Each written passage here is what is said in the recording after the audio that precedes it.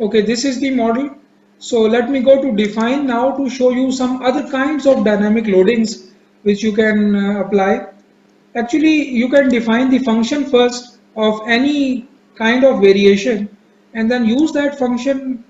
You actually apply that function, multiply that it with any pattern and apply it as a load case. So here you can see that you can, for example, go for any periodic loading, for example, sawtooth kind of loading, or triangular loading, uh, cosine loading, ramp, any other kind, or it can be imported from a file also where you have the time versus the function values. Let me first go, for example, sawtooth. So you can see that the template for sawtooth kind of loading is available. You can just give some input parameters and that will be defined. Similarly, you can go for any other kind of loading also. You can go for user defined functions also. So maybe let me show you one, um, you can say user periodic or maybe triangular loading. Let me first go for sawtooth, add new function, and you will see that this is some loading pattern which is available. You can modify these numbers to change this function just like harmonic case, and then click OK and this function will be saved. Similarly, you can go for triangular case, add new function, and you will be seeing that this is a triangular periodic kind of loading. It can have its own period, number of cycles and amplitude which can be given. Similarly, you can go for user periodic. User periodic means that you give one cycle and the program will repeat that cycle for many cycles. For example, I can give one cycle, let's say first time and value is 00.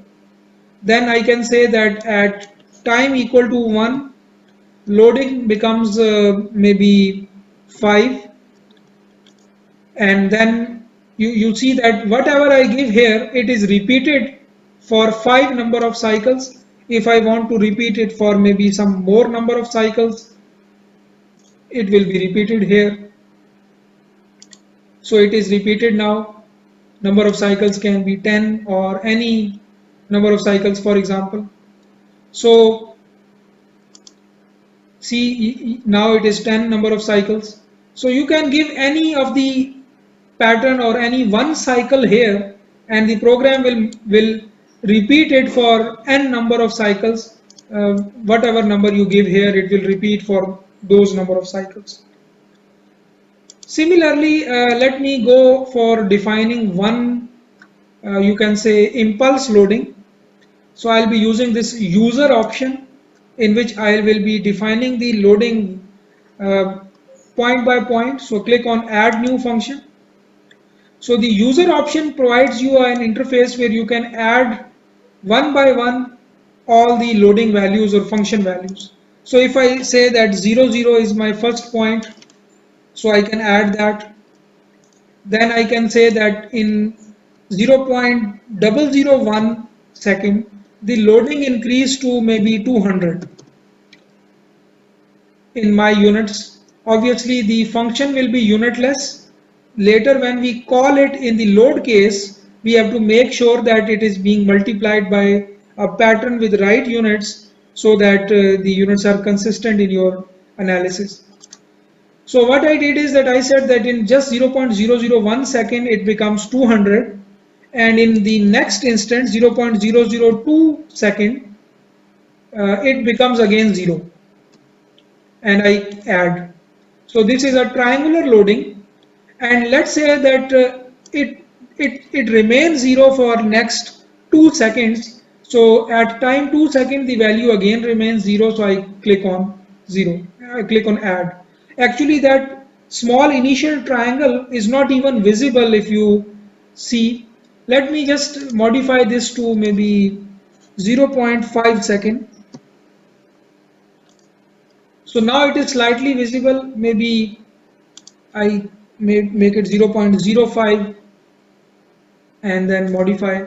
So here you can see that it increased then decrease and then remain 0 up till this 0.05 seconds. So that's how I can define any impulse loading of any shape. It can represent a blast loading, it can represent an impact loading or any other kind of loading. So this user option is very handy. Let me click OK, and now this name is saved, and now this can be used in any load case just like harmonic or any other dynamic loading. So that's how you will be using or defining any kind of dynamic loading and applying it to your computer model. One option which is left, and that is from file. That file means that mostly this option is used in the seismic analysis, but you can also use it to define any random dynamic loading also, any function for example. So if I click on from file and add new function, the program will ask you to actually select a text file which contains your function values, and then you have to fill this form in order to import that file and function in your program, and then you can actually use that function in any load case. So let me first actually let's try that exercise now. Let's apply a real earthquake to this simple single degree of freedom system. So in that case, I'll be using this from file option. So let me click on this from file and then add new function. I give some name to that function. Let me call it as earthquake. So let me call it as EQ, and I'll click on browse and I'll select one function. And here I should have actually a time history of some ground shaking or an earthquake, the time versus ground acceleration data. So ETABs also have some default time history functions, so I'm directly using them.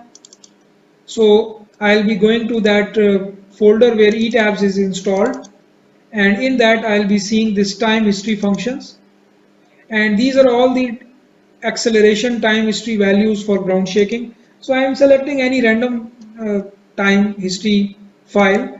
In fact, let me first open it in Notepad and see what is its format, so that I can rightly import it in ETABS.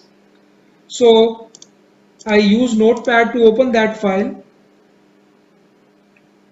and you will be seeing here, this is that file. That first two lines are not the data actually, it is the information about the file itself or ground shaking.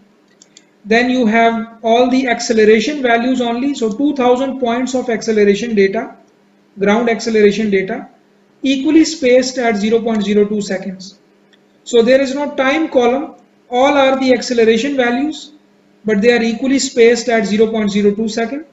The units are centimeter per second square. So this is very important, that when you apply that ground shaking, you should make sure that the ground acceleration units are same as your model acceleration units. So your model will be using one acceleration units which you have selected in the start while creating that model. The acceleration file should have the same acceleration units. If not, then you can put the scale factor which will be multiplied to convert in the right units.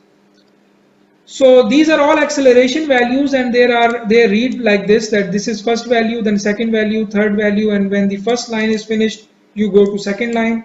So there are like 1, 2, 3, 4, and then 8 columns actually. So 8 acceleration values per row are available, equally spaced at 0.02 second. So by understanding this format, let me now select it and open it. So program, I've already filled this form, but let's quickly review that form. Header lines to skip, which means first few lines can be skipped because the data start after that. It is 2, so it is rightly mentioned that. So prefix character per line to skip. Our data is not having any prefix character in the start of each line, so it is 0. Number of points per line is 8. 8 points in one row. And then the values are not time and function values, but the values are equal intervals of the function equally spaced at 0.02 seconds. So all of these values are rightly picked by the program from the file, but if we want to change, we can change here. So now you can see that it is plotted already. It is a 40-second ground acceleration function which is imported through this file. When I click OK, this will be the name of that time history function or that earthquake. So let me call it as EQ and OK. So this will save one function by the name EQ. So you can see here that EQ is saved now. Now I know that this is the ground acceleration function in the units of centimeter per second square. So I click OK now, and now I will go to define and load cases where I will apply this ground shaking. So since this is the ground shaking case, so I don't need to apply any loading before making the load case. So now I'll click on add new case, and again the same time history case. I can give some name to this earthquake ground motion case, and then time history case is selected, and in that let me select the linear direct integration, and here I can click on add, and this time instead of load pattern I will be selecting the acceleration pattern, and the acceleration direction can be u1, which is the x direction of the building or this model. The function acceleration function should be EQ, which we have just defined. But now the scale factor should be used to correct for the right units. Actually, our EQ function is now in the centimeter per second square units. If our acceleration units here at the bottom right are not matching with these units, I should use a multiplier here which can make the units of acceleration same as what my model is using here.